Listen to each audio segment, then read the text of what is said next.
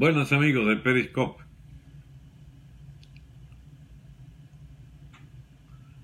Ahí están los primeros amigos: Potente Lobo, Corina, Gloria, Adolfo, Hongar, Tucún, Zen, Aldo, Tutú.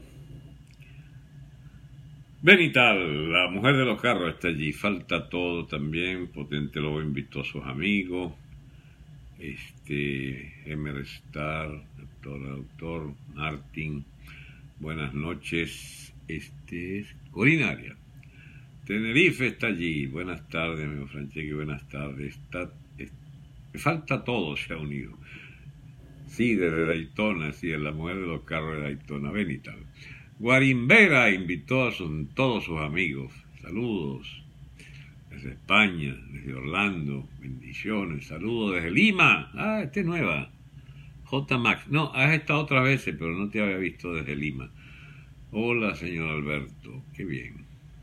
Bueno, mis amigos, son 1 minuto para las 4. A las 4 voy a conectar entonces también el Facebook y el YouTube, para ver si con alguna suerte, sin el micrófono adecuado, porque no tengo un micrófono que funcione bien en la laptop. Entonces vamos a ver si... Estoy todavía arreglando cosas. Perdonen los amigos de Periscope que les haga esperar un poco, pero es que quiero cuadrar bien las cámaras. Mientras tanto, llegan los amigos, ¿no? Un segundo.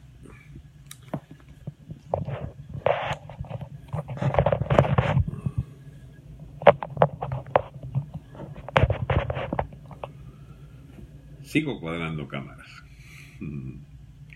Voz imparcial. Sí, eso somos, una voz imparcial. Muchas gracias por transmitir, te dicen Potente Lobo y Yanavi. Bueno, te vemos en Stereo Hi-Fi.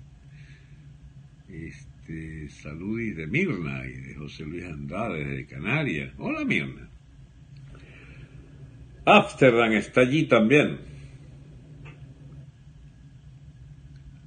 Bueno, mis amigos, son las 4:01 minuto. Vamos a iniciar entonces la transmisión desde... vamos a probar si hoy estará bien el programa de YouTube, arrancando también Facebook. Muy buenas tardes a todos, amigos de Facebook, de YouTube y de Periscope. Esta tarde he querido realizar una conversación con ustedes que es sobre un tema complicado, el más complicado que uno pueda pretender llevar a la palestra pública, el tema de si habrá no tanto si habrá una intervención militar extranjera, que para mí seguro la habrá, sino si tal intervención extranjera se apoya o no se apoya, que es lo más difícil de dilucidar, porque Venezuela, como se sabe, pertenece pues a esta corriente histórica del pensamiento latinoamericano que considera, por complejo, por lo que sea, no voy a entrar en esos detalles porque es interminable esa discusión sobre los factores de la tradición histórica y de las ideologías alrededor de no solo la leyenda negra contra España, sino la herencia hispánica de la reticencia natural hacia lo anglosajón, hacia lo inglés, hacia lo norteamericano. Y hay la herencia también de la propia experiencia de América Latina hacia la política del llamado Gran Garrote de Estados Unidos, o la doctrina Monroe, o el destino manifiesto. Todas tesis estas del imperialismo creciente, ascendente de la potencia norteamericana, ya desde tiempos de Bolívar, que anunciaba pues que Estados Unidos estaba destinado por la providencia a plagar de miseria y opresión los países. Esas frases ligeras de la discusión teórica y política del siglo XIX, de principio del siglo XIX, cuando la independencia, que llevaron agua al molino de las fraseologías ideológicas del populismo latinoamericano que aún subsiste. Más aún cuando la presencia norteamericana significó para países hermanos nuestros como México, la antigua Nueva España, el virreinato de Nueva España, devenido como nosotros república independiente, y que le tocó en suerte ser, como dijera, no sé, creo que fue tiene que haber sido un poeta de Centroamérica, o no sé si Miguel Ángel Asturias, el novelista, que dijo: qué desgracia, Estados Unidos tan lejos de Dios y tan cerca de los Estados Unidos. Bueno, eso viene de que Estados Unidos le amputó la mitad del territorio a México. Era un territorio deshabitado, con escasísima población, pero es que la Nueva España venía casi de la frontera con Canadá, donde se topaba con el imperio inglés, que tenía entonces la colonia canadiense, y llegaba pues hasta acá, hasta Guatemala. México era una gigantesca nación, el doble de la actual. Arizona, Nuevo México, Texas, California, por supuesto, Oregon. Todos esos eran territorios mexicanos. Y los Estados Unidos, en su sed insaciable de tierra del oeste, se llegó hasta el Pacífico, de costa a costa, organizó su país continental, y la víctima propiciatoria, la víctima de toda esa terrofagia del imperio norteamericano creciente fue México. Y bien, hubo una revolución mexicana, y hubo una invasión norteamericana, hubo una independencia de Texas, hubo unas anexiones de Estados Unidos sobre todas las tierras al norte del Río Grande, y una amenaza constante para también hacerle pagar a México en algunas iniquidades adicionales si se le ocurría, por ejemplo, defender a Texas como territorio propio. Allí ellos, los mexicanos, hicieron aquella famosa operación del Álamo, de la que se fabricó todo un mito, toda una leyenda de la resistencia heroica de los colonos yanquis que estaban allí, y bueno, y después la venganza, pues, contra el general Santana y toda la humillación que sufrió México para vengar aquel Álamo, aquella matanza del Álamo. Y bien, el resultado, mis amigos, porque si no tendría que ponerme otra vez a estudiar la historia mexicana, y lo que he hecho aquí es un apretado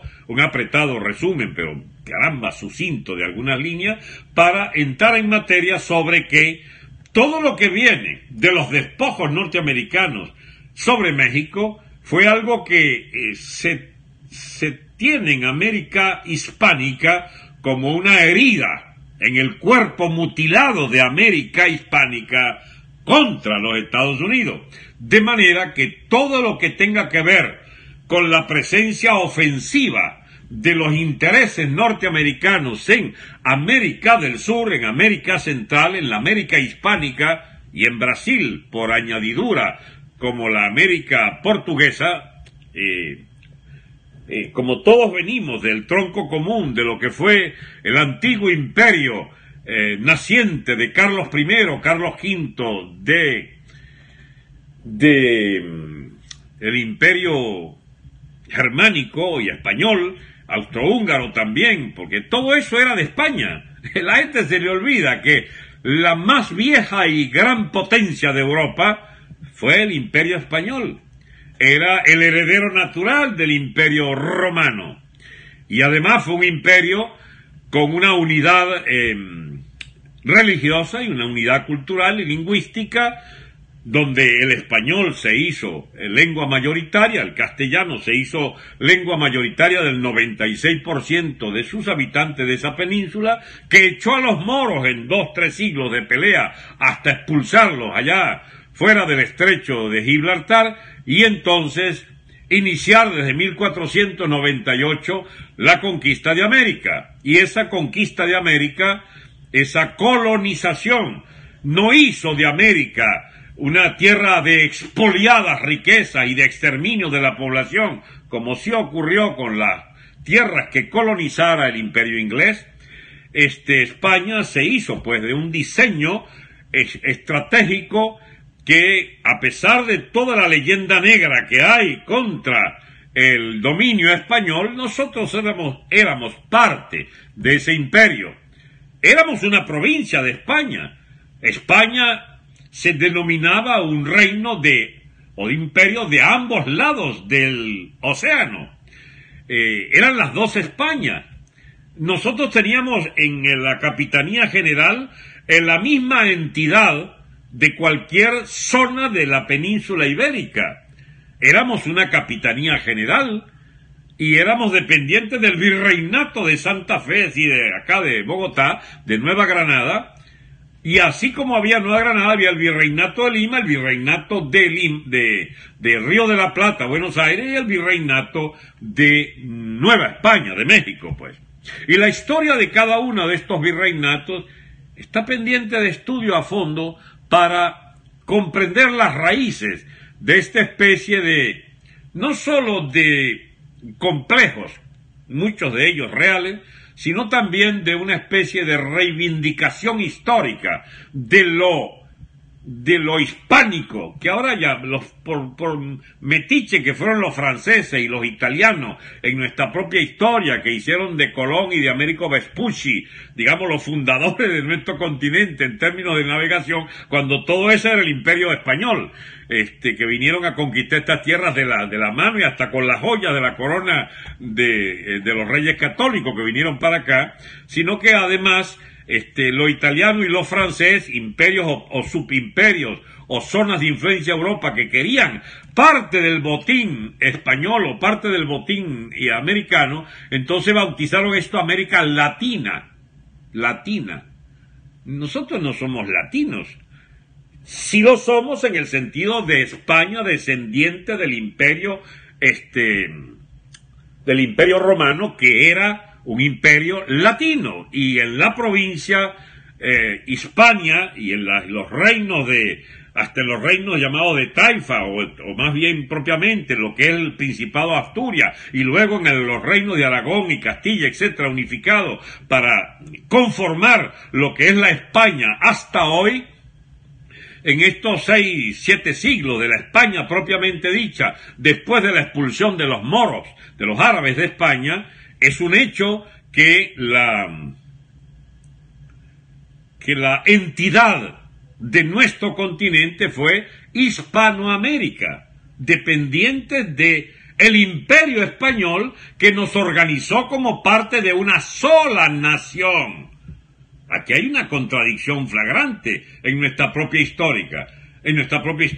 Nos independizamos a sangre y fuego de España, pero no fuimos, al igual que las colonias que tuvieron que emanciparse de Inglaterra, herederos de una especie de cultura que tuvo que hacerse a partir de la ruptura.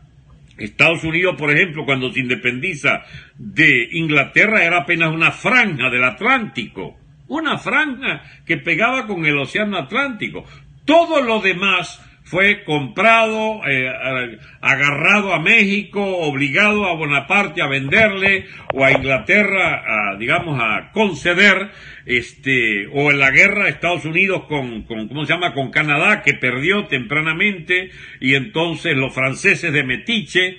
Total, que lo que quiero decir es que la herencia hispánica de nuestro continente es hispano-portuguesa en el mejor de los casos, y los franceses están allí de metiche solamente en algunas islas, e Inglaterra también quedó de metiche en algunas islas del Caribe por el tráfico masivo de esclavos y de inmigraciones de sus colonias allá de la India, etcétera, y de Pakistán, que trajeron habitantes originarios para estas islas del Caribe, y sencillamente italianos nada, los franceses un poquito más entonces que los ingleses en el área del Caribe, pero como quiera que los Estados Unidos había sido colonia inglesa, y quedó como el mundo anglosajón compitiendo con España en el dominio mundial, se vino a complicar la historia cuando Francia hace la revolución que llega finalmente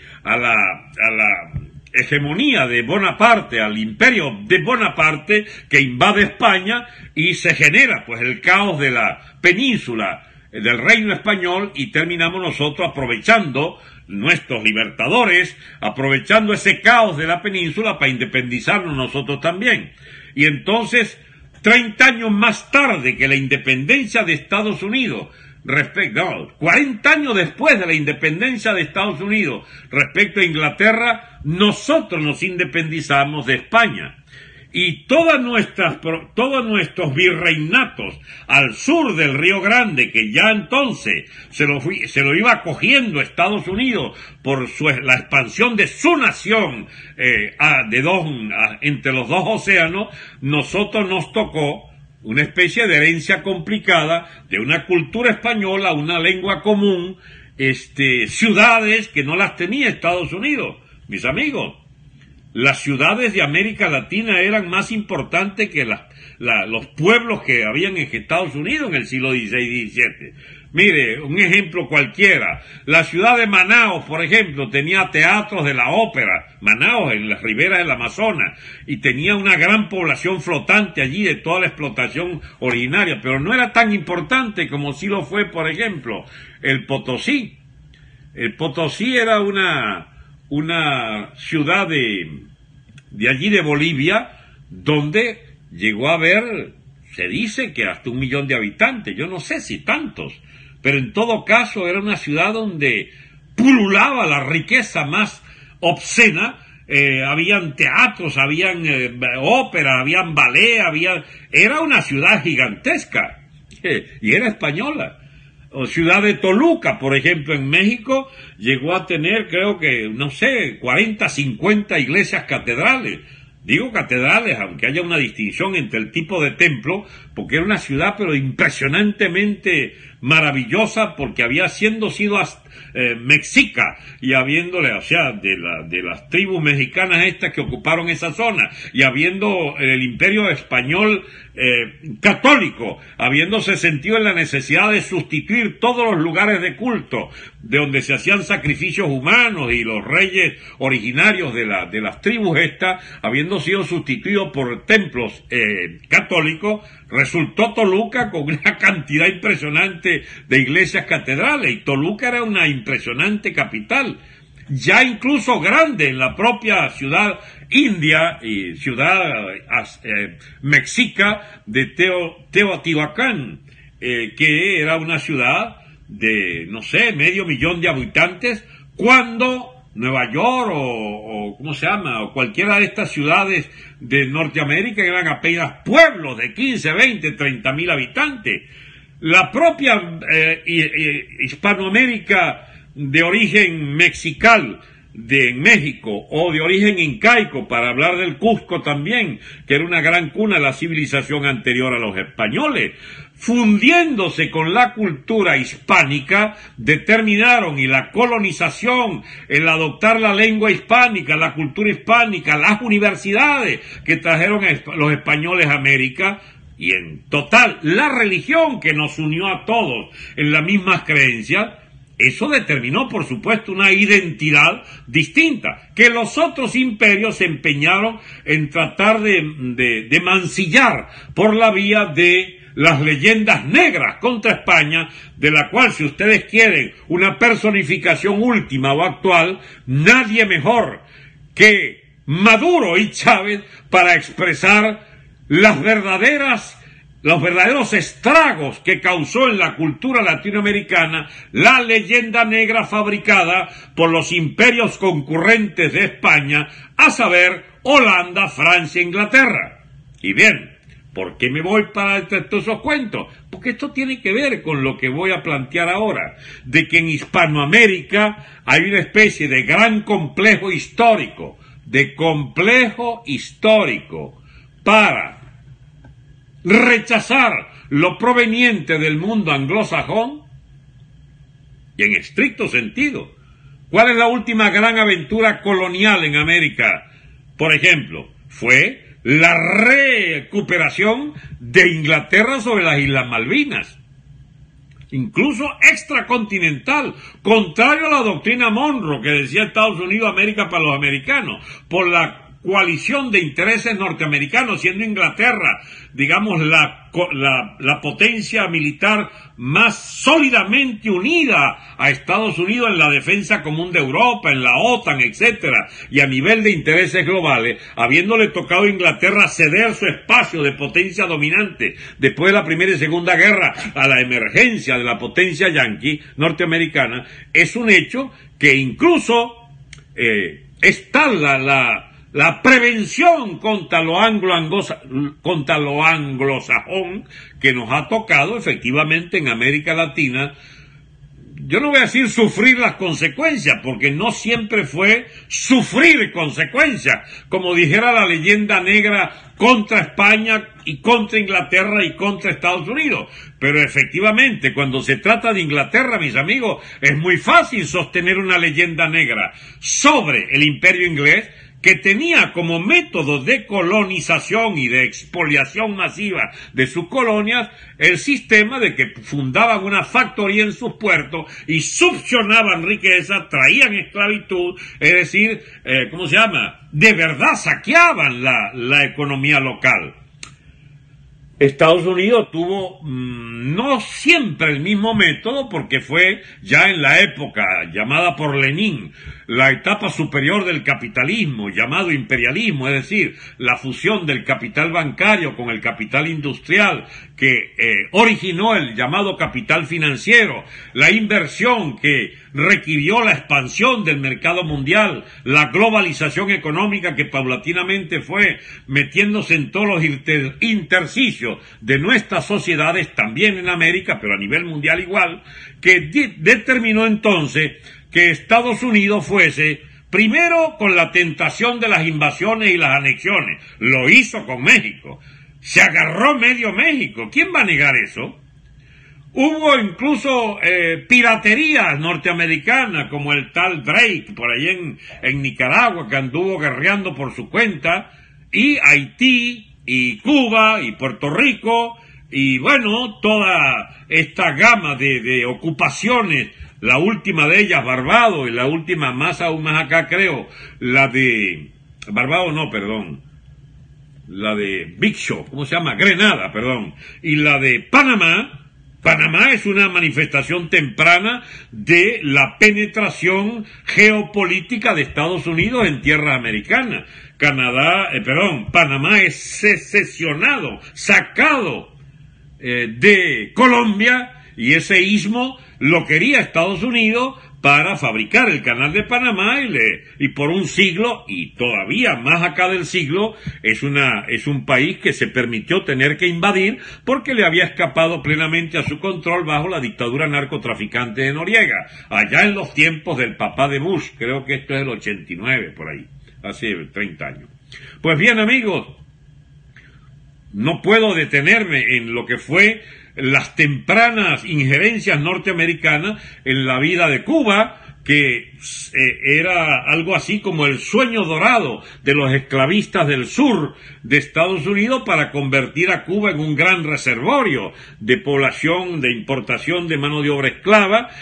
Cuba era también el proyecto de una zona tropical para los varones de las grandes industrias y grandes industrias, incluso del turismo o de las plantaciones o de la agricultura capitalista en gran escala, con la que soñaban una élite norteamericana ya desde mediados del siglo XIX, y les molestaba la presencia española como último bastión colonial en este continente, hasta que resolvieron meterse de cabeza y sacar a los españoles de Cuba.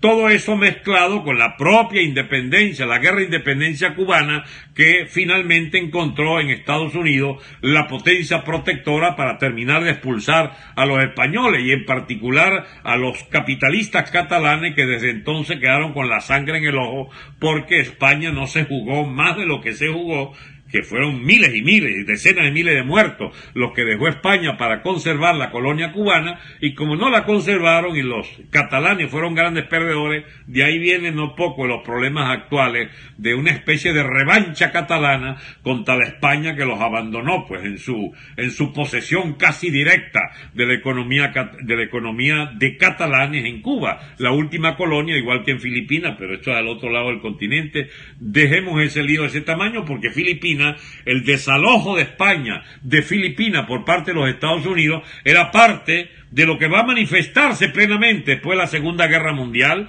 o de la anexión de Hawái, etcétera, como la necesidad de que el mar Pacífico, el océano Pacífico, era el mar natural en el cual se desplegaría el gran imperio norteamericano que en cuanto al Atlántico, siendo una potencia atlántica también, tenía las limitaciones que era un océano competido con Inglaterra todo el siglo XIX y parte del XX, con los alemanes que llegaron a ser dominantes, aunque por pocos años, con su potencia de submarino y su potencia naval, obstruyendo el dominio norteamericano en el Atlántico, pero es un hecho que también los franceses, de la etapa de los corsarios en el mar Caribe y habiéndose anexado algunas islas del Caribe, eran también una potencia que aspiraba a una presencia permanente en el Caribe. Y bien, amigos, ¿qué nos puede quedar de toda esta historia? Que henos aquí, independientes de hace 2 siglos, con un vecino al norte que desarrolló no solo la capacidad para quitarnos una parte de Iberoamérica, de Hispanoamérica, la parte mexicana, sino que desarrolló una economía poderosa que le permitió secesionar Panamá y quedarse con ese istmo para construir su canal, y que ha venido desarrollando con la independencia, digamos, tutelada cubana, que después se le devolvió en contra 50 años más tarde con la llegada de Fidel Castro, que todavía conserva Puerto Rico en esa especie de mezcla rara de lo que llaman el Estado Libre Asociado, y que en definitiva todo ese Caribe terminó siendo tributario de la economía norteamericana, todas esas islas, incluyendo las de origen inglés o la francesa, todas las costas de Centroamérica y el Caribe bajo la tutela militar directa, de allí las intervenciones de Norteamérica en Nicaragua, en Haití 2-3 veces, en Cuba a principios para la independencia y a principios del siglo XX, en 1902 por allí, que determinó la enmienda Platt que le dejó Guantánamo, y también pues la presencia norteamericana también en Guatemala, derrocando gobierno o influyendo seriamente desde Honduras y su gran base de Palmerola, ¿entiende? Donde tiene una poderosa flota aérea de vigilancia y control o de infiltración de la contra el sandinismo en Nicaragua. Si Estados Unidos tiene una política muy activa de presencia militar permanente y, digamos, activa, pues, en Hispanoamérica, pero particularmente en el istmo centroamericano. Ahora bien, todas estas cosas determinan si va a haber o no va a haber una intervención norteamericana en Venezuela. ¿Por qué no la hay? Al estilo de los años 40, 50 o 60, o hasta los 80 con Panamá. Bueno, porque es que Venezuela es un país de 30 millones de habitantes, con casi 1 millón de kilómetros cuadrados, es decir, una frontera, terrestre, de miles de kilómetros, incrustado en el corazón mismo, aunque sea su parte septentrional y costera de Sudamérica, pero es algo así como epicentro de toda América hispánica. ¿Cómo hacer para intervenir en un país porque haya llegado a Venezuela hace 18 años a lograrse el sueño de Fidel Castro de tutelar esta tierra y de hacerla una colonia político-militar del Estado totalitario cubano? Cuando Estados Unidos prefirió no jurungar más el tema cubano y prefería casi amistarse con ese Estado totalitario, una vez que la sombrilla atómica o la sombrilla del pacto global con la Unión Soviética le prohibía taxativamente meterse militarmente en Cuba, pero a su vez Cuba, infringiendo todas las reglas que había pactado en el desenganche del pacto militar con Rusia, sin embargo conservó las manos libres de bajo instigación soviética y parte china también, de seguir exportando guerrilla y tratando de penetrar los países y de subordinar. El que no pactara con Castro y Castro no recibiera de ese gobierno una dádiva cualquiera para mantener su ruinosa economía socialista, sencillamente era objeto de todo tipo de agresiones, de todo tipo de maniobras, guerrilleras, subversivas, terroristas, etcétera, etcétera. Entonces nosotros nos había salvado Betancourt con una guerra a muerte contra el terrorismo guerrillero castrista, guevarista del Partido Comunista y del MIR, que derrotados en Venezuela, Caldera, sin embargo, en los años 70, a principios de los 70, les tiende la mano con la llamada pacificación. Y la pacificación fue de tal nivel que Cuba desde entonces pactó con el gobierno de Caldera, Luis Herrera, Lucinchi y sobre todo con los dos gobiernos de Carlos Andrés, un modus vivendi que le permitía tener algunos beneficios pequeños, pero sin los costos de tener que andar con la pesada carga de ser otra vez derrotado militarmente en Venezuela. Y se dedicó tempranamente incluso a intrigar y construir desde las Fuerzas Armadas que los habían derrotado a ellos. Mire, hubo 7 u 8 invasiones de guerrilleros cubanos en Venezuela, eso no fue tontería. Los jóvenes que no conozcan esa historia, más les va a convenir empezar a leer sobre esa época, porque sí hubo una presencia militar cubana, y la prueba más fehaciente, algún día que les cuente una persona como Johan Peña, por ejemplo, la cantidad de militares de altísima graduación, de dirigentes incluso del propio ejército cubano, por no hablar de Ochoa, por ejemplo, que fue el que fusiló Fidel Castro después que era el héroe de guerra y el jefe de las tropas expedicionarias cubanas en Angola. El señor ese Ochoa estuvo en las guerrillas venezolanas, mis amigos. Todos grandes del Ministerio del Interior cubano y de las Fuerzas Armadas cubanas fueron guerrilleros en Venezuela. Algunos de ellos pagaron 10 y 15 años de cárcel en Venezuela. Pues bien, Castro cambió a la penetración lenta del ejército y logró finalmente su gran sueño, Chávez. ¿Entiendes?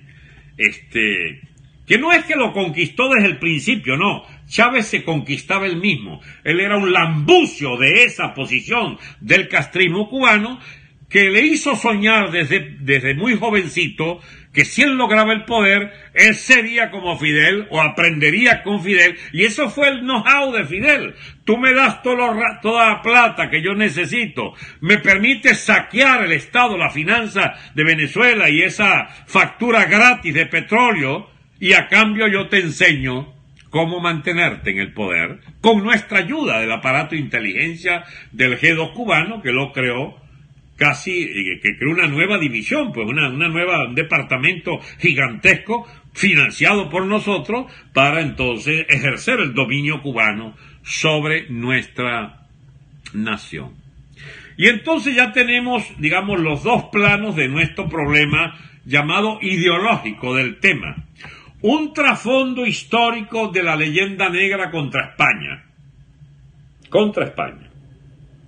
que todavía sobrevive por las teorías indigenistas y las estupideces que repiten los Maduro y los Diosdado y los, y los Evo, Maduro, Diosdado y por supuesto Chávez, el artífice de toda esta concepción, pero no Chávez solamente, había también hasta factores eclesiásticos que abonaban siempre el terreno al indigenismo.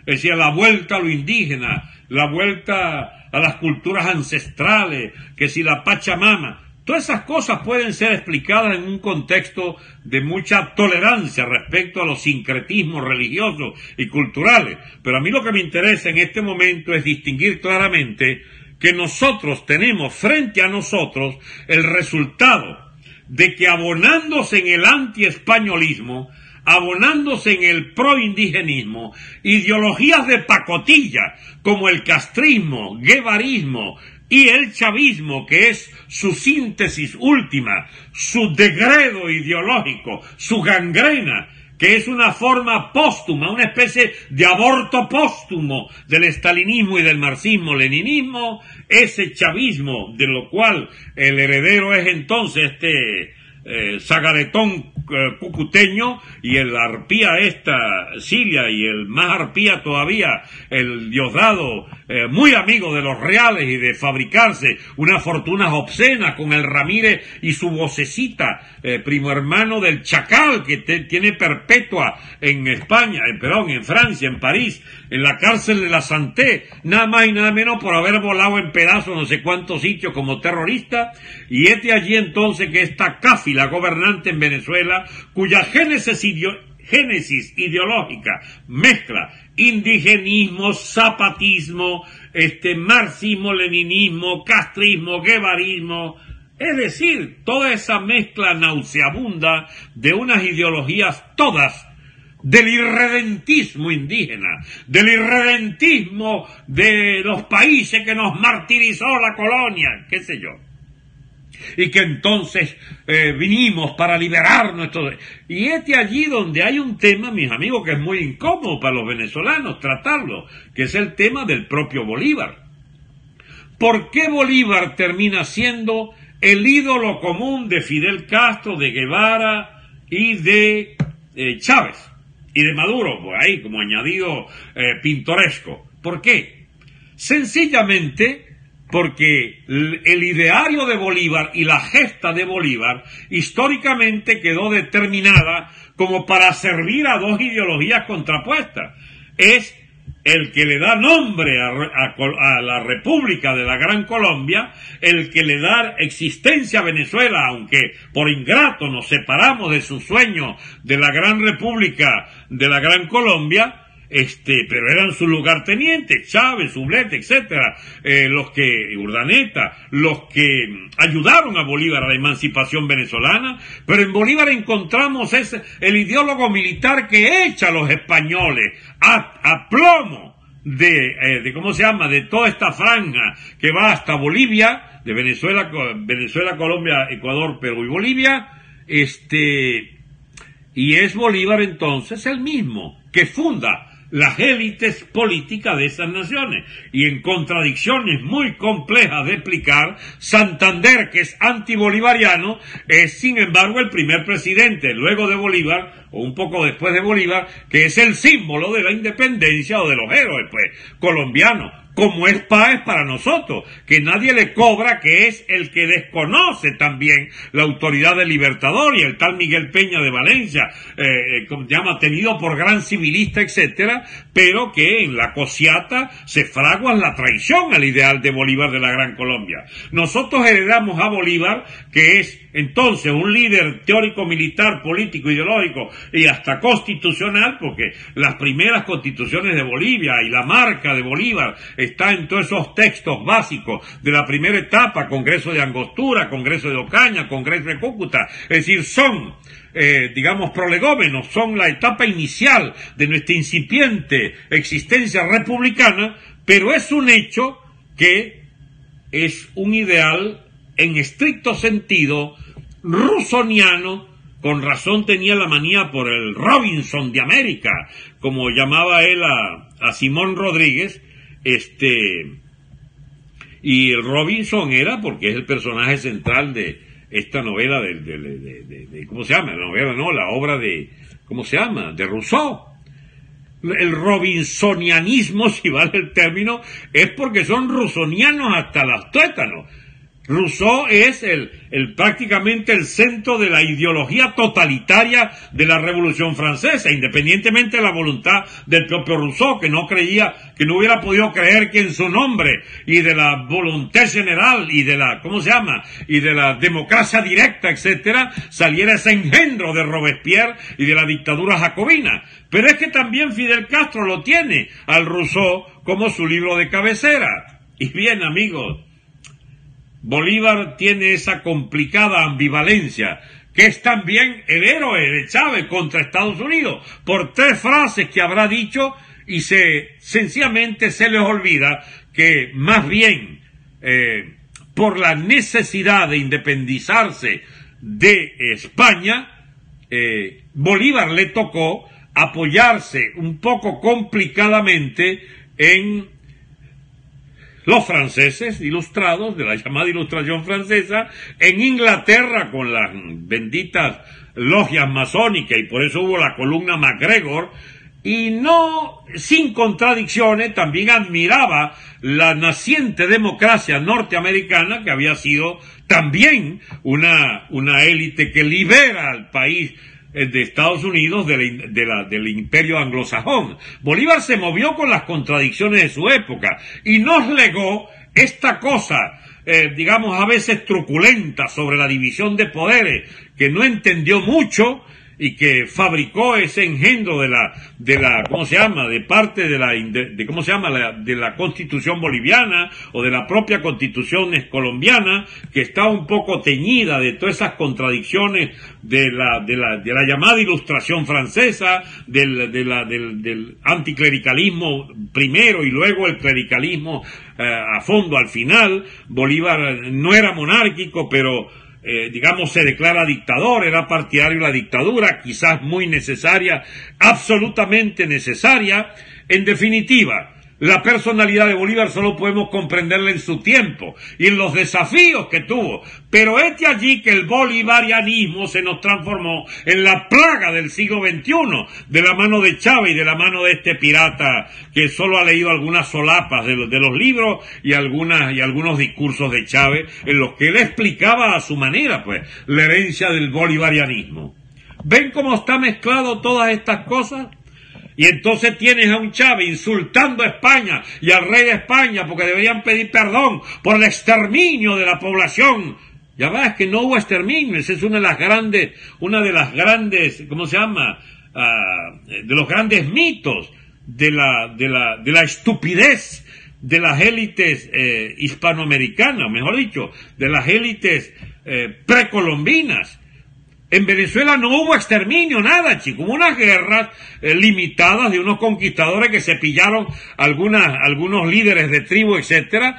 Pero si en algún país hubo asimilación de la población escasa de indígenas al mestizaje español, que no era así en las zonas de Imperio Inglés, ese mestizaje y a la protección de la iglesia, a esos indígenas, que no los dejaba esclavizar, y que sí era partidario de la esclavitud de los negros porque que no tenían alma, pero los indios sí tenían alma porque los habían bautizado, etcétera. Esas cosas, mis amigos, habría que estudiarlas con un poco menos de pasiones, porque nosotros somos hijos del mestizaje, nuestra cultura es hispánica, nuestra lengua, por suerte, es el español de España.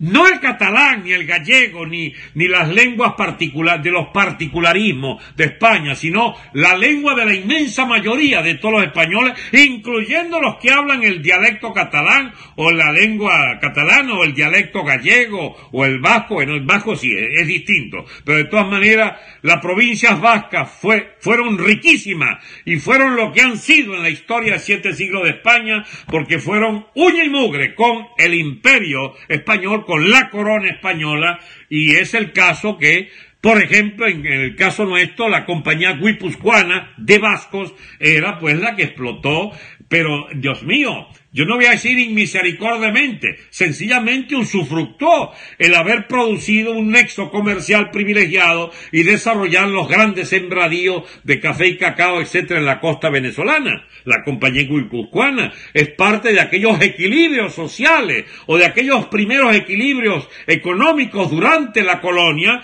donde crecían pueblos y ciudades y una prosperidad relativa de los campos en aquella economía agrícola y ganadera de entonces. Entonces, esto todo hay que verlo a la luz de que lo último explica lo anterior.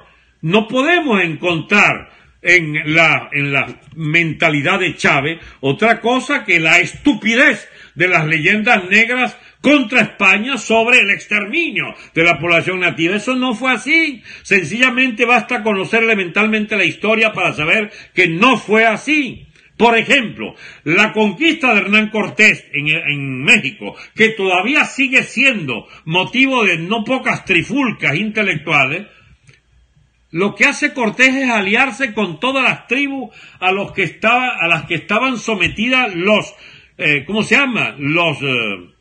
mexicas. Los mexicas eran una especie de pequeño imperio, pero mortífero, criminal como pocos, desarrollado para el resto de las otras tribus a las que esclavizaba y los sometía a los ritos religiosos que consistían en la ofrenda de humanos a sus dioses, que tal cual ese, el de los corazones hirvientes sacado con un cuchillo de obsidiana del pobre indio pescado 100 kilómetros más allá de otra tribu, que entonces eran martirizado por los mexicas, y la habilidad de Cortés fue aliarse con todas esas tribus hasta derrotar a los mexicas y constituir el germen de lo que fue una gran nación, el virreinato de Nueva España, y que no por casualidad fue el más poblado y donde se construyeron más catedrales, avenidas y sistemas de riego y no sé cuántas cosas más, y que eran, mientras en las ciudades de Nueva España tenían un millón de habitantes, Estados Unidos todavía tenía pueblos en aquellas escasísimas colonias inglesas en el siglo XVI. Amigos, estamos hablando de historia, que tiene por supuesto 100 interpretaciones y 100 intérpretes. Hasta hay una gran corriente que reivindica el papel diplomático de cómo Hernán Cortés con 150 tipos, ¿cómo fue posible que dominara una tierra de 1,5 millones de indios allí? Tiene que haber sido un tipo excepcional como estratega militar, uniendo todas las tribus oprimidas por los mexicas hasta derrotar a los mexicas e imponer. Igualmente fue Pizarro. Ese fue una columna de 100, 200 tipos y logró hacerse del control de todo el vasto imperio incaico. ¿Por qué? Había la superioridad tecnológica, la superioridad militar, la superioridad cultural de los conquistadores, y sobre todo hubo el nexo inmediato de las grandes poblaciones que venían a mezclarse con la población autóctona. Y por allí hay un inicio de toda una gran vertiente de problemas teóricos, históricos, etcétera, que nos llevan a tratar de comprender. Y bueno, ¿y por qué fue la independencia? A ver, mi amigo, el señor, Francisco de Miranda, el que nos trae el pabellón y las primeras ideas de la emancipación americana y de la emancipación de Venezuela como territorio libre, es un general de España, o coronel, había llegado. Estuvo en la batalla de Pensacola contra los ingleses, cuando España era aliada de los Estados Unidos contra los ingleses. Pero no solo eso, había sido un actor fundamentalísimo de los ejércitos de Napoleón. Tiene hasta una gran batalla en su nombre. Su nombre está en el Arco de Triunfo de París, y fue amante, cercano, consejero de Catalina de Rusia. Era un tipo universal el tal Francisco de Miranda. Y acá viene y monta, chicos, la primera fase de la Primera República. Él es el más notorio, conocido. Y bueno, y Bolívar lo cepilló, chicos, se lo entregó a los españoles para que se lo llevaran preso, chicos. ¿Y quién es Francisco de Miranda? Pues nada más y nada menos que el venezolano más culto, el político más culto, el militar más culto de su época. Y terminó preso, chico, y muerto en Cádiz, allí en la cárcel de la Carraca, entregado por Bolívar. Esas son cosas que no se dicen mucho, o se dicen como calladito. Pero ya va, Miranda era muy superior a Bolívar en lo que respecta a las ideas de un futuro constitucional para Venezuela, porque él había sido un actor del propio, de la nomenclatura, de la élite francesa durante la Revolución Francesa, y por algo llega a general de los ejércitos napoleónicos. Y bien, amigos, ¿y qué es lo que dice Francisco de Miranda? Que no hay manera de saberlo en los archivos que están. Bueno, para los estudiosos debe estar planteado que Miranda tenía divergencias con Bolívar en muchos terrenos. y es Bolívar el que lo liquida. Entonces, esas son cosas que nunca se dicen, porque el bolivarianismo llegó como una especie de plaga ideológica de la mano del chavismo, de la mano del castrismo, para, deificando a Bolívar, enterrarnos en una especie de culto al héroe que no nos permita comprender la extraordinaria capacidad que tuvo el libertador Bolívar como guerrero y como conductor armado, pero poco se explica sobre las desavenencias de cada una de las élites de los países que fue liberando contra el propio Bolívar, los terroríficos problemas que tuvo Bolívar en Perú, o en Ecuador, o en la propia Colombia. ¿Por qué termina solo y aislado? Porque eran luchas políticas implacables. ¿Y qué es lo central que hay que rescatar? Que es nuestro libertador, efectivamente, pero que el ideario de Bolívar es complicadísimo, porque nos lega la capacidad para que un bicharraco como Chávez reclame en su nombre que él era bolivariano, o que Juan Vicente Gómez fuera bolivariano, también Pérez Jiménez, también los Adecos, y también, por ejemplo, allá lejos, ¿cómo se llama? Guzmán Blanco, el del mayor culto a Bolívar en el siglo XIX, o Zamora también, el Barrabás llanero. Entonces, ¿cómo es esta historia que nos hace tributarios de una idolatría a Bolívar sin entender que la propia independencia es de criollos? ¿Qué son los criollos? Hijos de españoles, chicos, blancos criollos, hijos de blancos peninsulares, que estimaron que la torta había que repartirla diferente, y que los que tenían más derecho a comer de aquí, y que tenían esclavos como la familia Bolívar, y que tenían las grandes haciendas como la familia Bolívar, y todos los mantuanos del ejército mantuano, que es el primer ejército patriota. ¿O es que creen ustedes que fue el ejército de Bolívar con José Félix Rivas? Ahí combatieron los seminaristas de Caracas, chicos, con los hijos de las familias más encumbradas de Caracas, que vertieron su sangre. ¿Y quiénes eran esos criollos? Era la nobleza criolla. Eran los que eran de las familias de blancos criollos, con esclavos, chicos.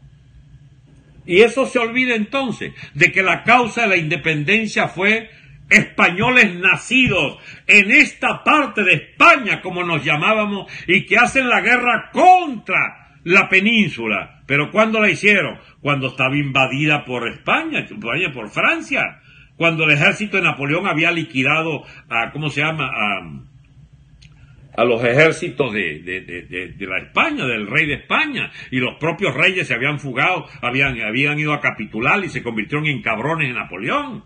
Y después, cuando es derrotado Napoleón y se restaura la monarquía del deseado Fernando VII, nunca se olviden que el 19 de abril, el primer gesto de la independencia supuesta de Venezuela, se hizo a nombre de la Junta Restauradora de los Derechos de Fernando VII, porque éramos monárquicos el 19 de abril, chicos, del 810. Esas cosas no se explican. Éramos parte de España, pero de una España que quería limitar los poderes del monarca en lo que luego se llamó la Constitución de Cádiz. Y la Constitución de Cádiz quizás tenía simpatía del general Miranda, por ejemplo, que estimó que luego de la restauración monárquica, el año, ya en firme, que expulsan definitivamente a los franceses, vio Miranda que se venía con la primera derrota de la República frente a Monteverde y a Morales, sencillamente venía una etapa de guerra muy dura, que la hubo,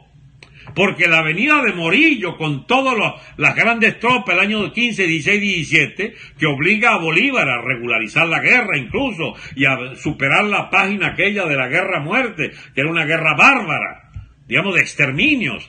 Eso, al regularizarse la guerra, pero se regulariza, mis amigos, una guerra entre los españoles peninsulares que vienen a recapturar la provincia que se salió, con los que de esa provincia querían era que terminaran de irse y fundar nuestra república. Y de ahí venimos. No somos monárquicos desde 1811. y el 821 más la conquista por la batalla de Boyacá con Bolívar y los que eran del virreinato de Nueva Granada que se independizan porque los criollos colombianos también existían y se vieron también igual que los venezolanos a echar a los españoles, y ese es el mismo fenómeno en Lima, en Chile, ¿cómo se llama? En Perú, en Chile, en Bolivia, en todas partes, en Argentina. Y bien, amigos, todo esto ¿para qué lo explico? Porque nosotros hundimos nuestras visiones de nuestra historia venezolana, hunde las raíces en la leyenda negra contra España, en las influencias de otros imperios sobre las ideas de nuestros propios libertadores o de nuestros propios regentes, no regente el que sustituye al rey o lo que cuida el puesto al rey, digo los que han dirigido la nación, la cadena de dictadores y de ¿cómo se llama?, de jerarcas militares, de caudillos militares, hasta llegar a los adecos, a los copellanos, y por fin llegan a Chávez y a Maduro. Esa historia, ese hilo histórico necesitó un cemento. Desde el año 38, 40 para acá, el antinorteamericanismo. ¿Quieren ustedes ver cómo ese es el mismo drama para toda América? Bueno, leamos entonces al gran Carlos Rangel, del buen salvaje al buen revolucionario, para que descubran ese complejo histórico de nuestras burguesías y de nuestras élites latinoamericanas, para entonces descubrir por qué tenemos esa relación complicada con los Estados Unidos. Relación complicada que entre otros, y cuidados y con muchísimo mayor responsabilidad, es la propios errores históricos. Errores no, la equivocación de las opciones históricas de los propios Estados Unidos, hasta que se convenció que era un disparate andar en plan de ocupaciones físicas, de zonas bajo su influencia. Y eso no crean que fue hace siglos. Eso fue, chicos, las intervenciones norteamericanas tienen un punto de inflexión en la guerra de Vietnam, así en los años 70, 60 y 70, y sobre todo después de la guerra del Golfo, porque ninguna de esas guerras expedicionarias le trajo a Estados Unidos ni un pedazo de 1 kilómetro de territorio nuevo, que además si lo tuviera no sabría qué hacer con él, porque ellos tienen sus islas allí en el Pacífico, y bueno, y fueron de esa generosidad, comillas, lo de generosidad, que les permitió, siendo la potencia que gana la Segunda Guerra, con una capacidad de decisión. Pero Dios mío, si la guerra se ganó con una proporción impresionante del peso norteamericano y del peso ruso, es eso lo que marcó toda la posguerra. Y habiéndose derrumbado la Unión Soviética, sin embargo, eso no le da autoridad a los Estados Unidos para ahora tutelar de manera omnímoda todo el planeta, porque a pesar de la gran potencia norteamericana, ellos no pueden tragarse el mundo entero con intervenciones múltiples, porque están limitados por su propia capacidad militar, que por definición es limitada, porque Estados Unidos no tiene 2 o 3 mil millones de habitantes, tiene 350, no puede tener un ejército más allá de millón y medio, tiene una capacidad tecnológica impresionante, pero al desplegarlos territorialmente en bases, etcétera, es objeto de ataques terroristas o de confrontaciones que no quieren, y por lo tanto se refugian más bien en sus flotas omnipresentes en todos los mares del mundo y en una capacidad con cuerpos especializados para penetrar en cualquier conflicto donde sus intereses estén en juego. Y bien, amigos, los intereses norteamericanos globales están en juego aquí en Venezuela. Están en juego. ¿Por qué? Porque Cuba, en su degeneración política, de Estado burocrático asociado a estatismo de economía comunista asociada a la Unión Soviética, subsidiada por la Unión Soviética, habiéndose caído la Unión Soviética, queda como una potencia realenga, partidaria del turismo sexual, partidaria de las inversiones lúmpenes, de narcosoles, narcotraficantes, que les inviertan allí, el equipo de Caprelito, que andaba montando el Sumi cubano para llevar capitales a Cuba, qué sé yo. Esa isla se convirtió en una isla de economía maldita, de economía delincuente. El grueso de los dólares que le entra a Cuba es por turismo sexual. Y eso no es ninguna calumnia, mis amigos. Eso está ya admitido a nivel de la élite más o menos culta del mundo, que habla de esto en toda clase de novelas y de cuentos, etcétera, de entrevistas y de documentaciones y de estadísticas. Cuba se mantiene por la ayuda de Venezuela, que nos cuesta miles de millones de dólares por año, y se mantiene por su capacidad impresionante para chantajear de que representan el ideario latinoamericano anti-yanqui y le hacen pagar a todos los gobiernuchos de América Latina alguna cuota de algún tipo de facilidad o ayuda.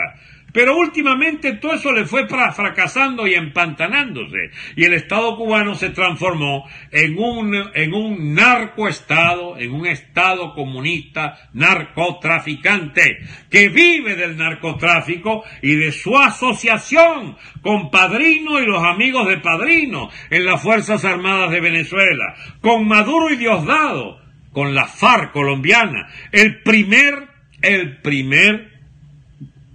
clan, el primer gang, ¿cómo se llama eso? El primer cartel de la droga del mundo.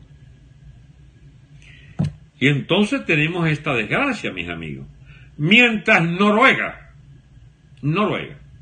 tiene los mejores estándares de vida del planeta, con la producción petrolera que es inferior a la nuestra, era inferior a la nuestra, ya debe habernos pasado.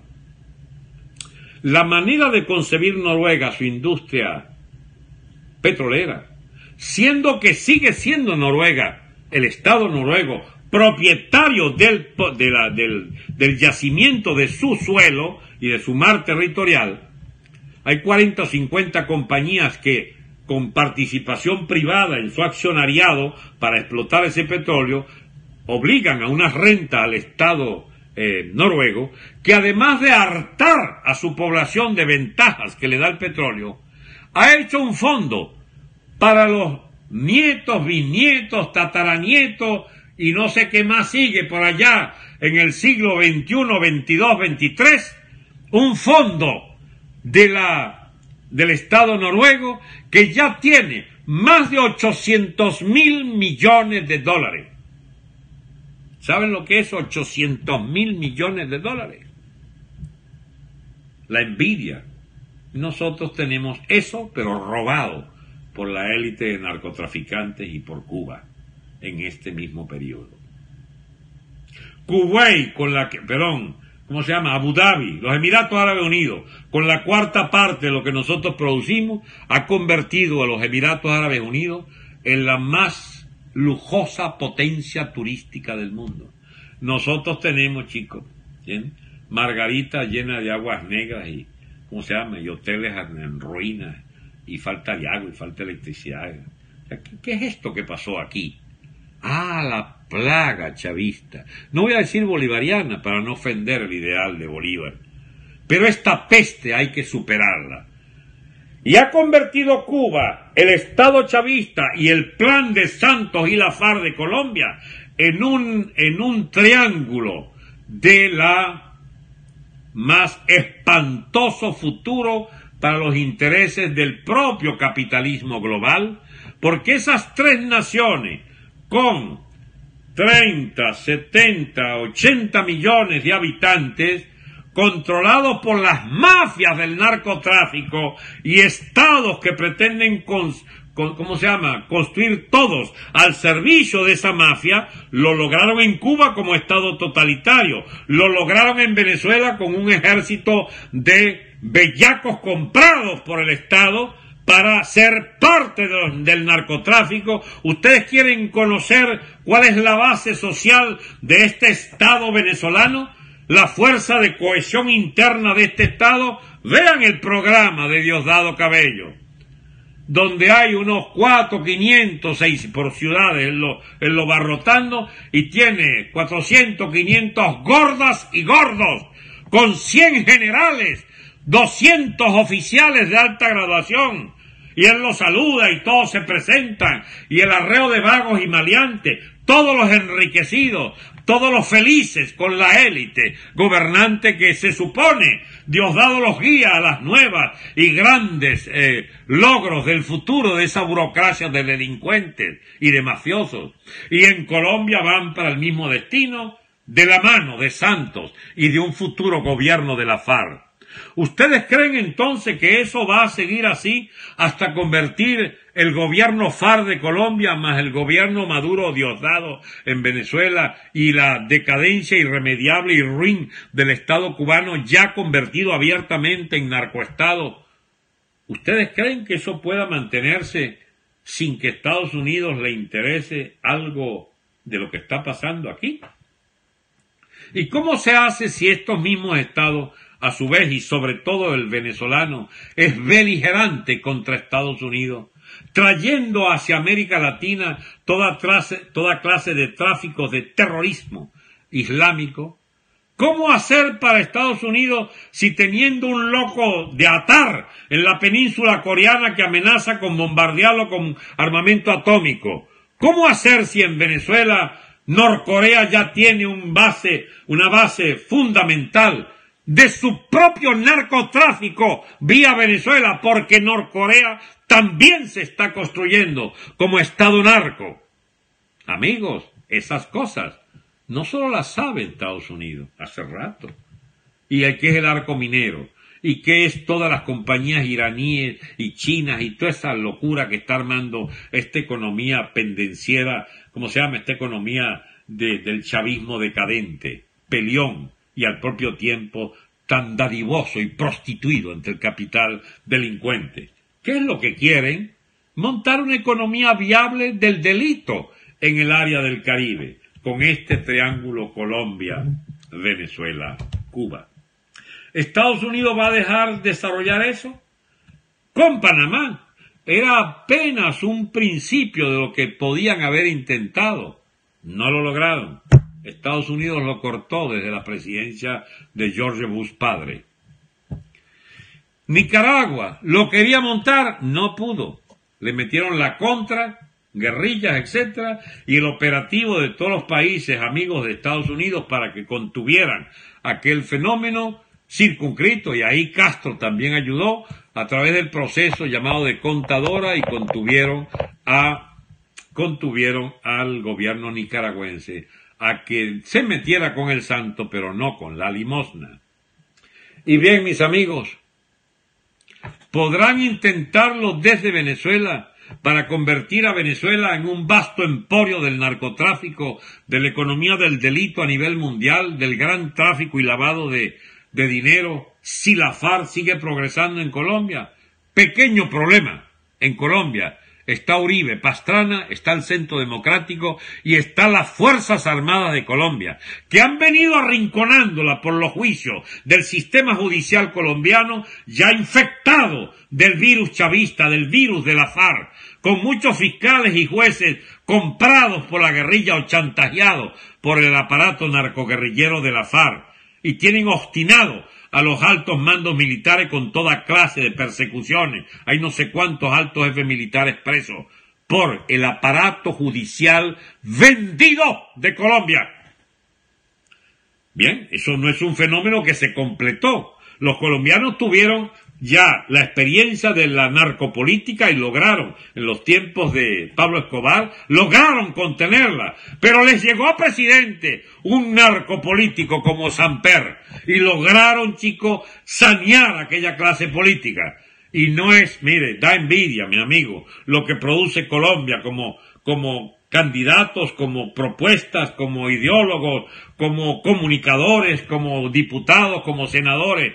Ustedes no han visto cómo son los debates de Colombia, la altura, el nivel cultural. Bien, ellos venían de la Gran Colombia, ellos venían de Cundinamarca, que era la parte desarrollada del virreinato, de la Nueva Granada. Nosotros éramos Capitanía General, éramos la orilla del virreinato que estaba en Colombia, en lo que es hoy Colombia, Nueva Granada. Y bien, amigos, ¿qué creen ustedes que vaya a pasar entonces? Bien, que la división viene para Colombia, porque el narcotráfico no se detiene. Si tiene bases guerrilleras, tiene un acuerdo que le ha proporcionado Santos, tiene la influencia del castrismo y toda la estupidez ideológica que es el fundamento bendito de la suposición de que el enemigo es Norteamérica y el amigo es Cuba, la revolucionaria, que los Estados Unidos es una basofia porque es una tierra de imperialistas sin misericordia, etcétera. En cambio, Cuba, la Cuba libre, etcétera. ¿Ustedes no creen que eso ha hecho un daño tremendo como para poner a un imbécil redomado como padrino a echar discursos toda la semana hacia las Fuerzas Armadas, el baluarte de la lucha antiimperialista, chavista, revolucionaria? ¿Ustedes no creen que ha hecho daño eso? Si cada uno tiene por el hocico $1 millón, 2, 10, 20, 30, 50 millones de dólares. ¿Ustedes no creen que han hecho un daño irreparable esta bestia negra del chavismo para haber convertido nuestra Fuerza Armada en una agencia del narcotráfico colombiano y del narcolavado y de la potencia cubana como tuteladora política de esta mugre de sistema de Venezuela? ¿Por qué creo que va a venir irreversiblemente una etapa de intervención militar? Mis amigos, porque el pueblo venezolano ha tenido la suerte de las suertes en los últimos 10, 15 días, 20 días. ¿Saben lo que ocurrió? Estalló la MUD. Eso es una excelente noticia. No sé si lo sabía. Yo sé que voy a escandalizar con esta afirmación. ¿Qué hubiera querido yo? Bueno, yo hubiera querido que la MUD, con un excelente programa hacia la independencia nacional respecto a Cuba, un programa de movilización vía la huelga general política y la huelga insurreccional, hubiera tomado las enormes fuerzas de un pueblo hambriado, golpeado, oprimido, arrinconado y todos los hados, Dios mío, y hubiera puesto esa fuerza descomunal para echar esta mugre del chavismo gobernante, y no, prefirieron ser los aliados del chavismo. Y es esa política de cabrones del chavismo la que está hoy en bancarrota total. Y no seré de los que hagan fiesta con la atribulada decisión de esos 4 mampetos allí que fueron a jurarle fidelidad a la pereza. No, ni tampoco al héroe, Guanipa. No, mis amigos, yo no voy a cebarme en los heroísmos y las mavitas de esos 5 pobres venezolanos.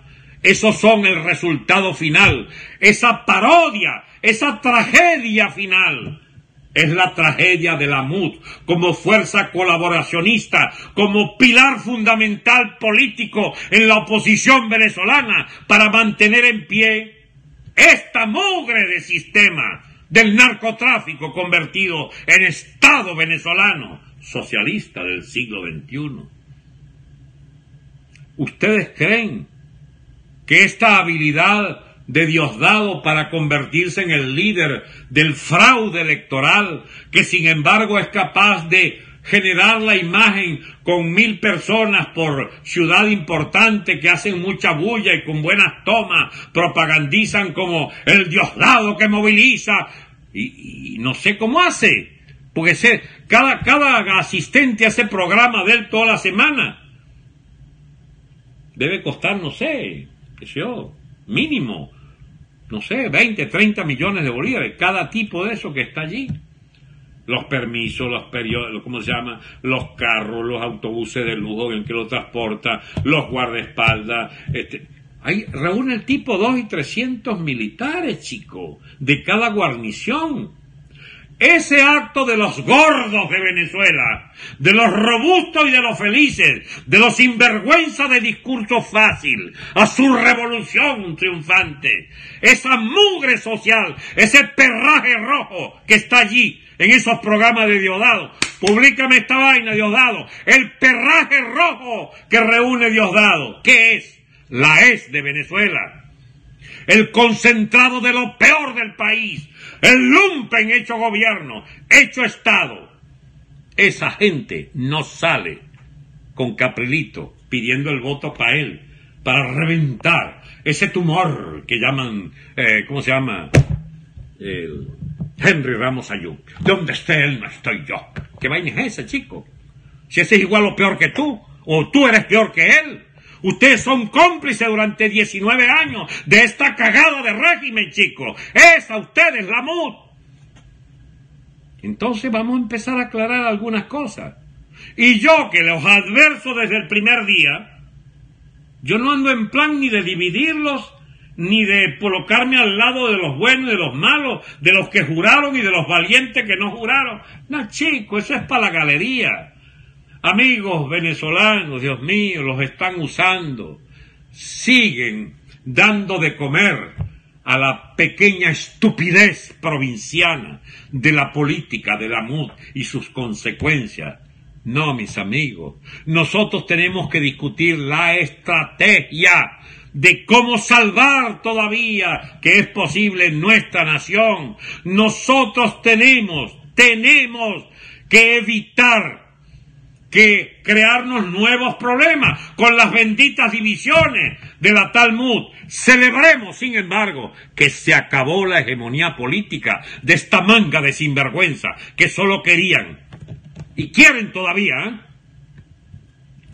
meterse por allí, pues, en los intersticios del poder para comer completo. Sinvergüenza. Usted quería comer completo, chico, en un país que está muerto de hambre, chico.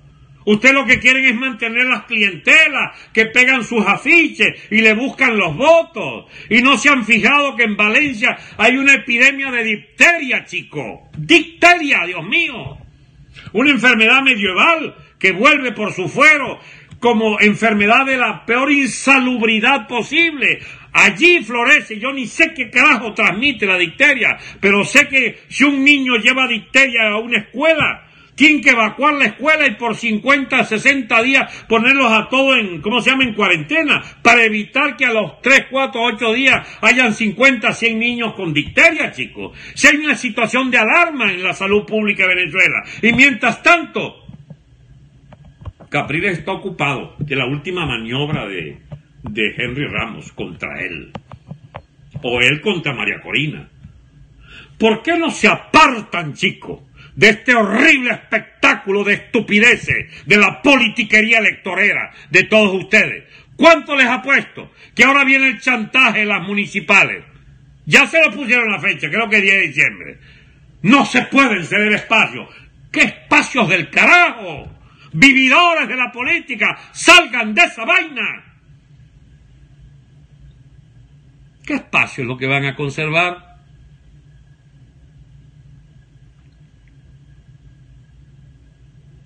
¿Cuántos serán candidatos? Y sin la tutela de la MUD, más fácil todavía. El gobierno pone siempre sus votos, los que tengan establecido para ganar en cada sitio.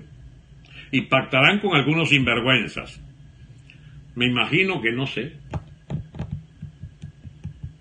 Al pobre, por ejemplo, de Barquisimeto, este muchacho que está preso, alguien que me ayude ahí el nombre de él.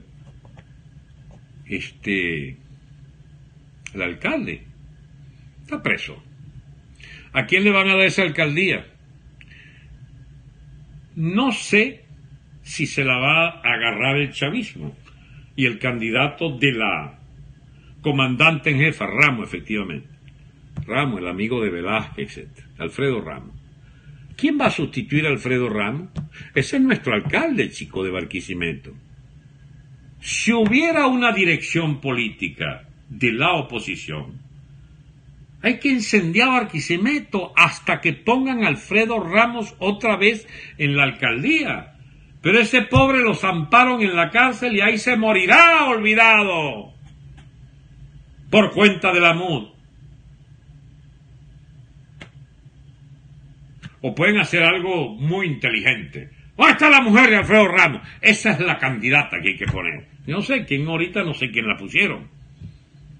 Pero esta estupidez, chico, de que es un tendal de víctima lo que va quedando de toda esta soberana estupidez de la coparticipación electoral. Aunque ustedes creen que si sale la MUD no va a haber candidatos. Muchos candidatos y muchas alcaldías quedarán en manos del gobierno. Carajo, me corto me corto una mano ya que Henry Ramón Lombard pone candidato en todo el país y le puede pagar mejor todavía el chavismo la próxima vez. Yo no voy a entrar en la consideración si le dan real o no, pero sí le pueden dar muchas alcaldías a Acción Democrática. Y los otros van a rumiar su soledad y lo van a acusar de traidor más que nunca. Pero ¿y por qué si era lo que hacían todos juntos? A ver, ¿qué es lo que cambió del chavismo en los últimos 2, 3, 6 meses? ¿Qué es lo que cambió que yo no me enteré?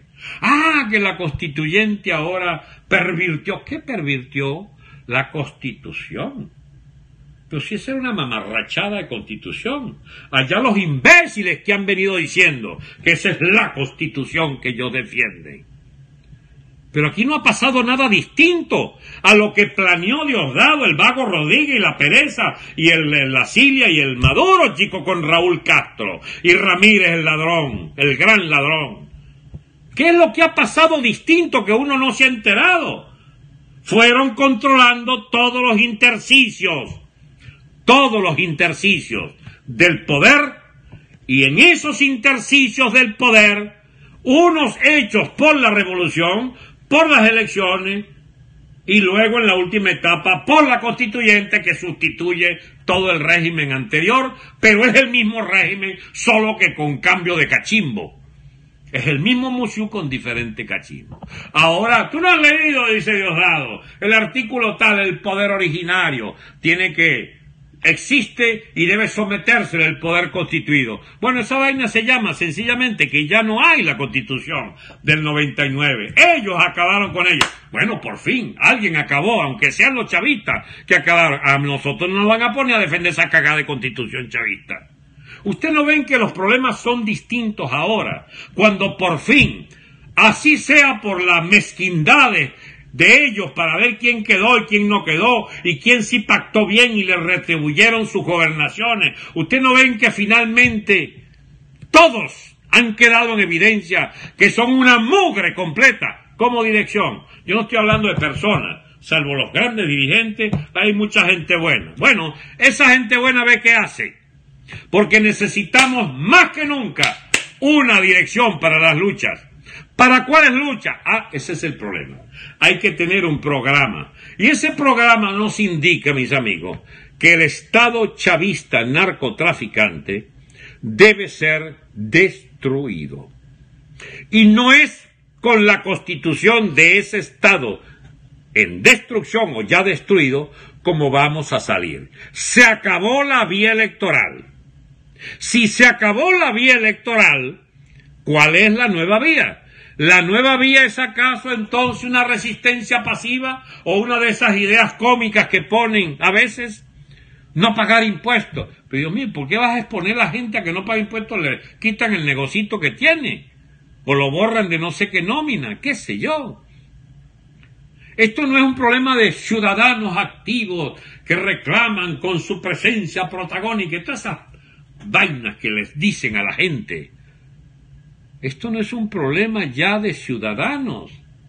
Es de ciudadanos para reconstruir la república, pero no para resistir un Estado narcotraficante militarizado y desalmado, chico, como el Estado chavista. Esa mugre tiene que salir por una lucha que implique su liquidación física militar.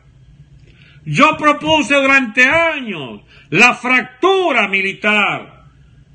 Propuse durante muchos años confiar, como se me pidió que confiáramos, en una fracción militar que lograra sacar de cuajo la dirección chavista, independizarnos de Cuba y proponer un cambio radical del Estado venezolano. Yo defendí eso.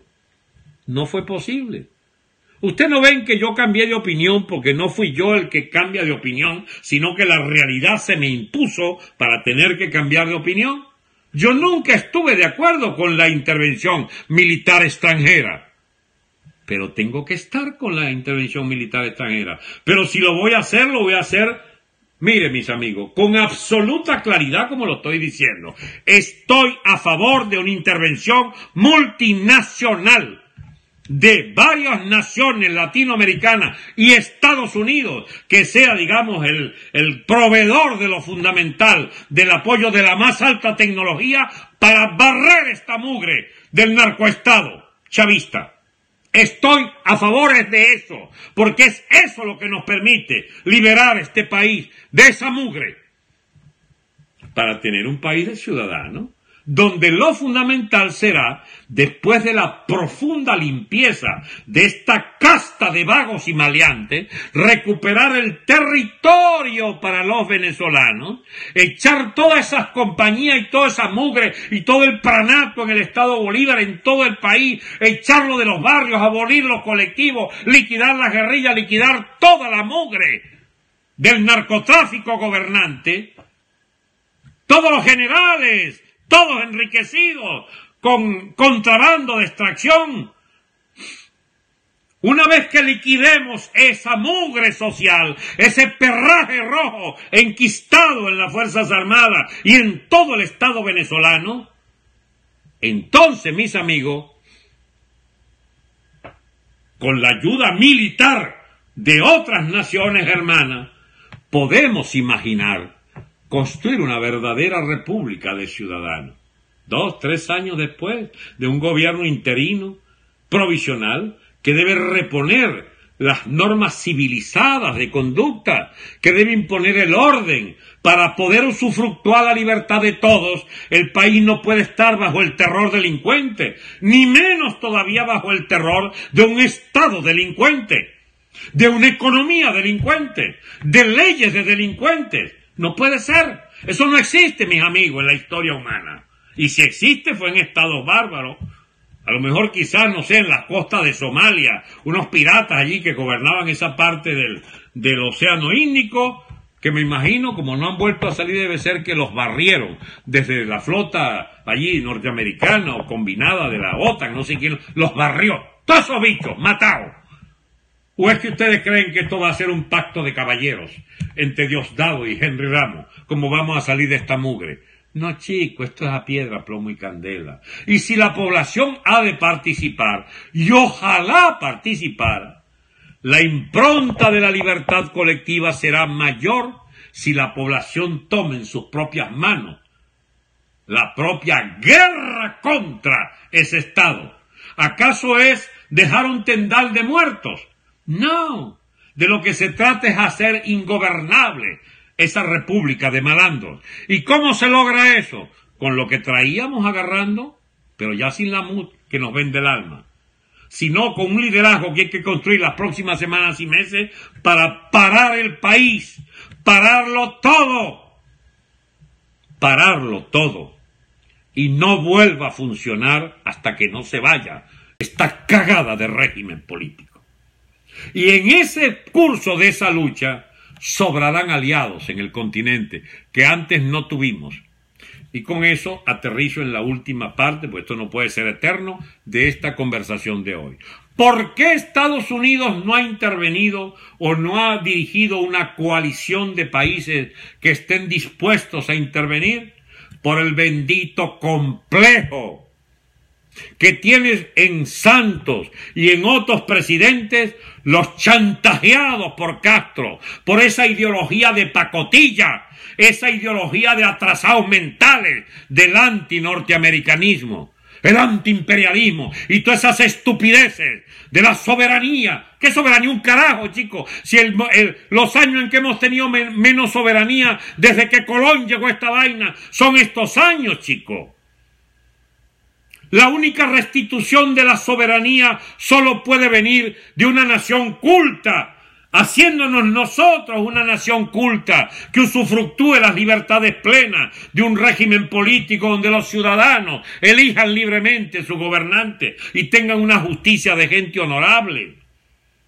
Eso es soberanía, si debe servir para algo esa palabra. Y entonces, ¿dónde estamos?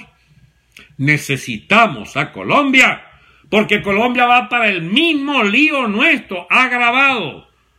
Porque Chávez se le derrotó, la vieja Fuerza Armada, aunque fuera cojitranca y semicorrupta, y montó una completísima Fuerza Armada hipercorrupta una vez que llegó al poder. Pero estos vienen con un plomo en el ala. Las Fuerzas Armadas son poderosas, pero si logra la FARC penetrar el otro instrumento del Estado, que es el Poder Ejecutivo, de la mano de Santos en una coalición de sinvergüenza, de burgueses capitalistas, guisadores y narcotraficantes, si montan esa porquería de Estado cubano en Colombia, mis amigos, es inevitable la guerra civil binacional. Porque va a haber una guerra civil binacional. Porque el ejército colombiano va a estallar entonces. Y si ha de perder un sector con la guerrilla, lo perderá. Pero sobrarán miles y miles de oficiales colombianos que no se calan esa vaina. Y constituirán cuerpo de ejército. Y pasarán la frontera en buena hora para ayudarnos a barrer esta mugre del militarismo chavista. Ah, que se mete Cuba. Cuidado, cubano. Porque hasta ese día duran ustedes. Porque le harían un bloqueo. Carajo, que los asfixia en 15 días. Estas vainas son del área del Caribe, mis amigos. Y Estados Unidos tiene mucho que decir. El Trump lanza el balón de ensayo y dice, he enviado a mi vicepresidente para estudiar la cosa, ¿no? Y pasa el Temer va por varias cancillerías y le dicen, no se puede, quizás todavía no, eso es inevitable, pero aguántese, que diga a Trump que se aguante, que se aguante, que se aguante, que se aguante. ¿Y de dónde vino la principal voz de aguantar aquello? De Santos, de Colombia, que se ha convertido en el perro faldero de Fidel Castro.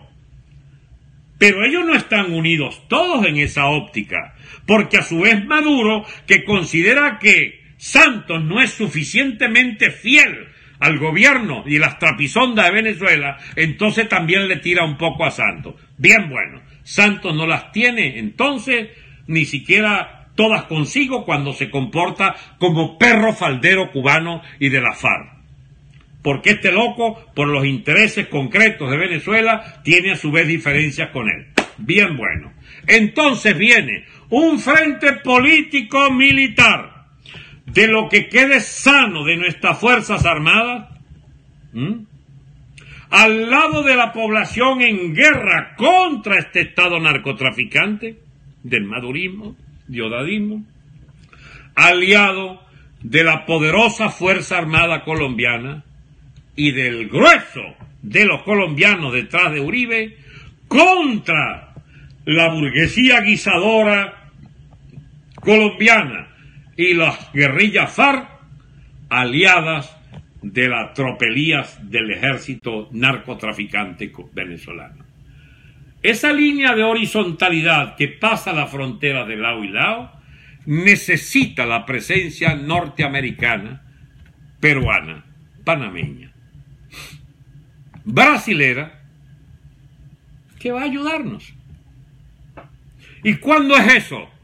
Lo más rápido que puedan, antes de que ocurra desgracia que no imaginamos, la cuantía de muertos que vienen en Venezuela, por hambre, por difteria, por epidemias, por endemias, qué sé yo.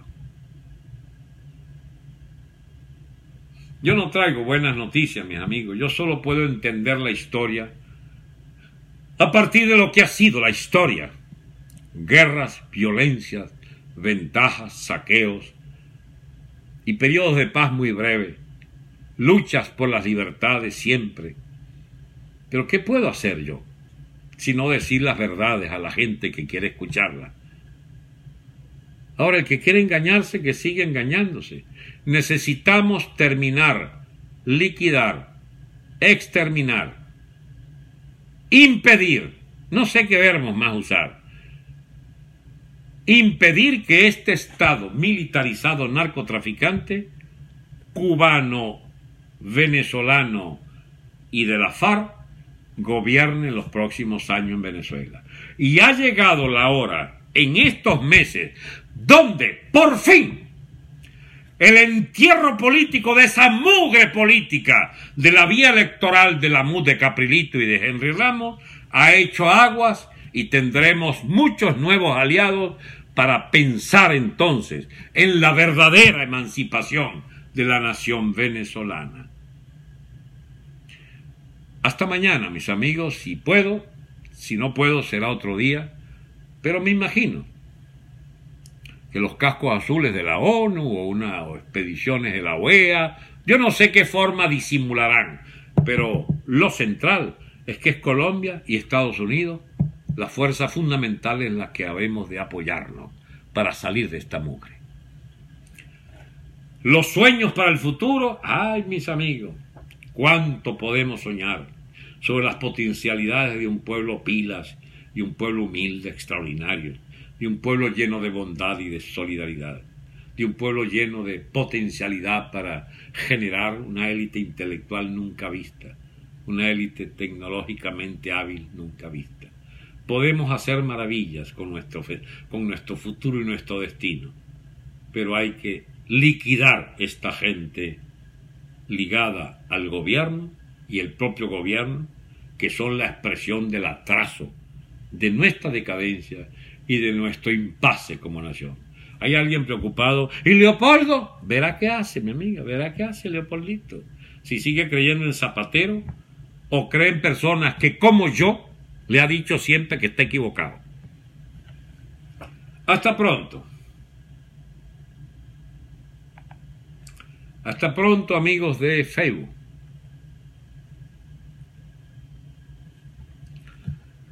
Y bueno, será hasta otro día, amigos de